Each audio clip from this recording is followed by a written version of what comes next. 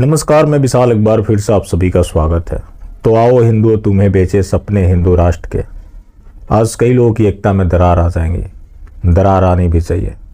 उसी के लिए तो मैं आया हूँ कि आपकी एकता में फूट पड़ जाए। लेकिन अगर आप वाकई एकता चाहते हैं तो बेहतर होगा कि अपने घर में एकता बनाएं, अपने आसपास में एकता बनाएं, वो ज़्यादा काम आता है। रही बात सोशल मीडिया की, तो यहाँ लोग इंटरटेनमेंट करने तो आते नहीं हैं। इंटरटेनमेंट चैनल होता, काफ़ी रीच होती, काफ़ी लोग देखने वाले होते। सोशल मीडिया का इतना ही मतलब है कि जो सच्चाई मीडिया दबा देती है वो आम लोगों तक पहुँचे। बाकी आप जो सोचना है, सोचने के लिए पूरी तरह से स्वतंत्र है।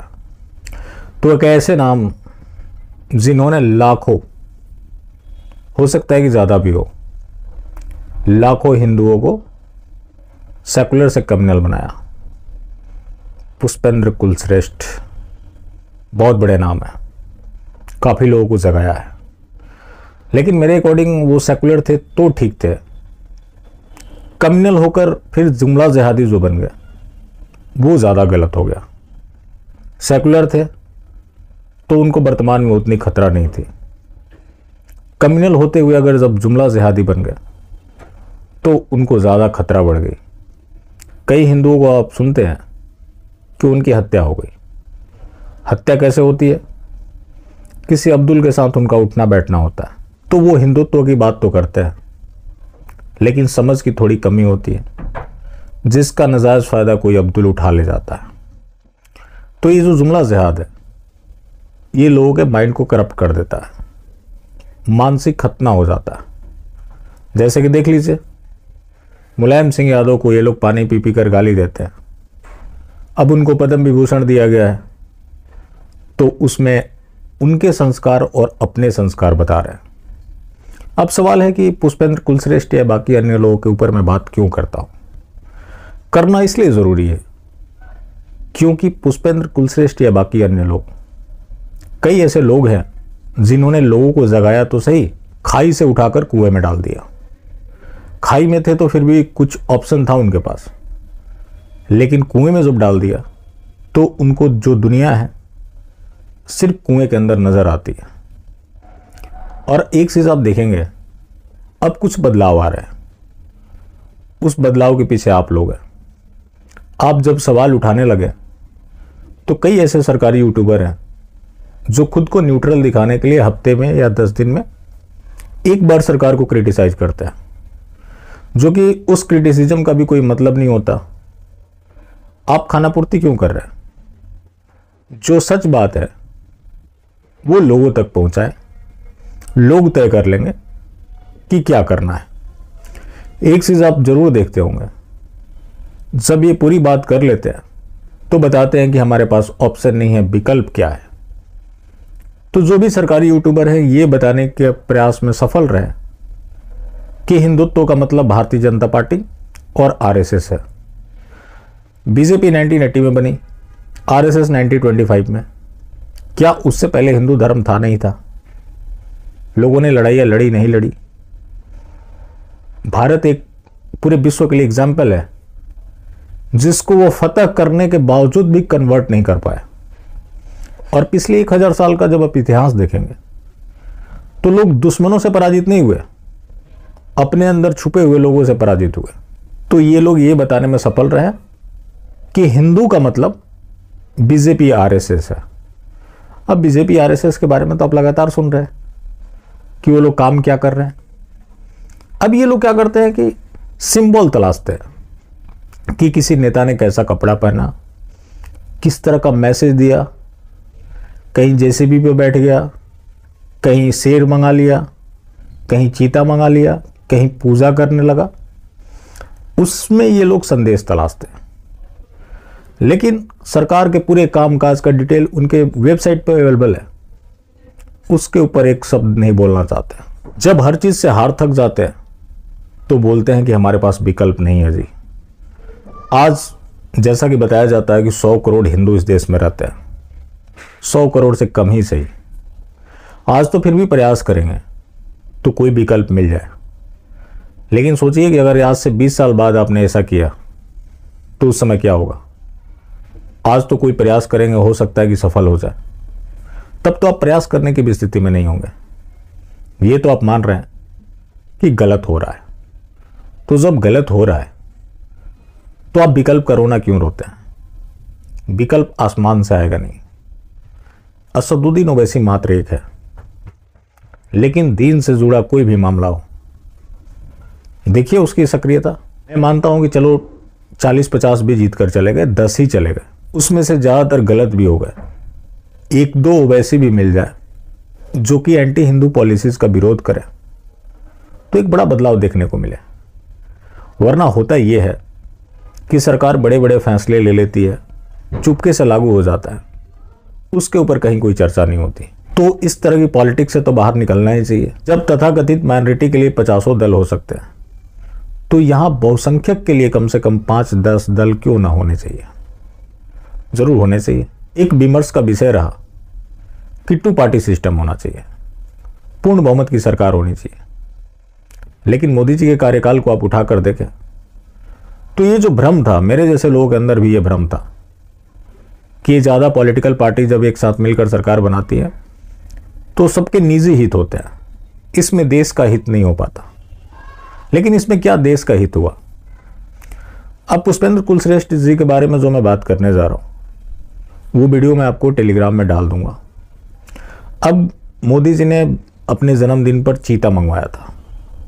अब उस चीता के बारे में बता रहे हैं कि वो आदमी केक काट सकता था, लेकिन वो विदेश से चीता मंगाया है, वो हिंदुओं को संदेश दे रहा है।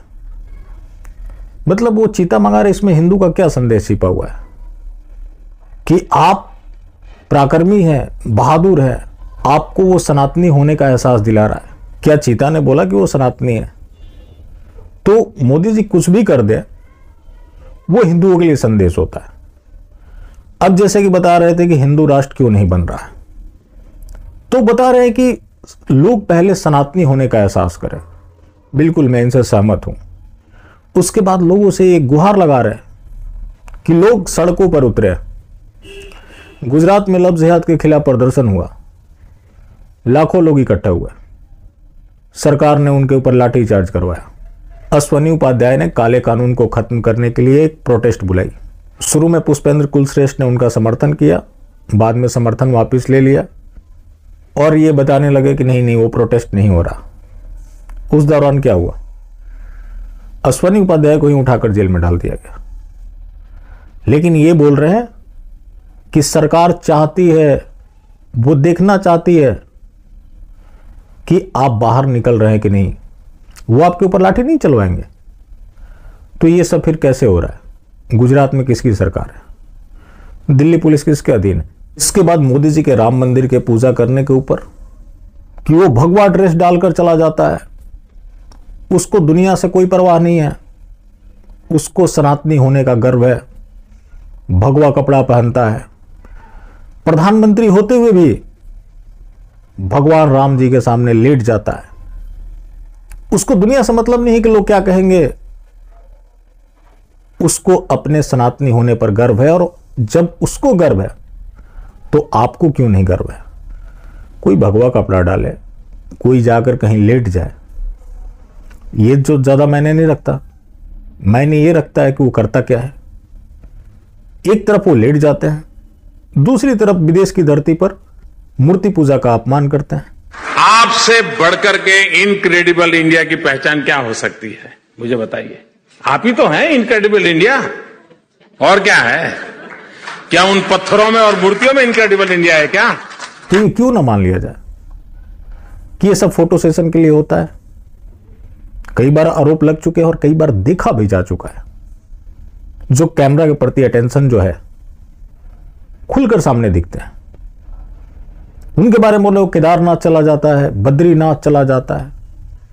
तो आप सड़क पर निकलिए, जब आप हिंदू राष्ट्र के लिए 1 महीने तक उपवास कर लेंगे दिल्ली में कम से कम 5 करोड़ लोग भी, तो सरकार हिंदू राष्ट्र घोषित कर देगी। निकिता तोमर की हत्या हुई थी, उस समय महिलाओं ने 2 बच्चे के कानून के लिए प्रदर्शन किया। सुरेश चौहान के ने वो कॉल बुलाई थी। दिल्ली पुलिस ने महिला कांस्टेबल भी नहीं बुलाया, उन महिलाओं के साथ बदसलूकी की गई, उठाकर डिटेन कर दिया गया। तो फिर कैसे सरकार चाहती है? और जब सरकार हिंदूवादी है तो फिर उसको क्यों जरूरत है कि लोग सड़कों पर उतरे? लेकिन इनके अनुसार सरकार यानी कि नरेंद्र मोदी देखना चाहते हैं कि आप कितना उस चीज को लेकर उत्सुक है। वो हर चीज करने के लिए तैयार है, वो लगातार सिग्नल दे रहा है। अब आपकी जिम्मेवारी है कि उस चीज को पहचानिए। वो बार बार आपको सनातनी होने का एहसास दिला रहा है। सत्ताओं की अपनी मजबूरियां होती है, हर बात वो खुलकर नहीं बोल सकता। तो वो मोदी कुछ भी करते हैं तो मैसेज देते हैं और उस मैसेज को कैच करते हैं पुष्पेंद्र कुलश्रेष्ठ, जो लोगों तक पहुंचाते हैं। लेकिन वही मोदी जो भगवा डालकर मंदिर में लेट जाते हैं, वही खुद को औलिया बताते हैं कि आज मैं औलिया हूं, मैं औलिया हूं जी, मेरा कोई लेना देना नहीं। उसके ऊपर इनकी कोई प्रतिक्रिया नहीं आती। तो उसके ऊपर भी प्रतिक्रिया आनी चाहिए। और ये सिंबॉलिक पॉलिटिक्स जो है, ऐसा क्या है कि इन्हीं को समझ आता है। और एक चीज आप देखिएगा, हफ्ते 2 हफ्ते महीने में एक बार ये कुछ भविष्यवाणी करते हैं। वो भविष्यवाणी किस तरह की होती है कि अब ये चीज खत्म होने वाला है।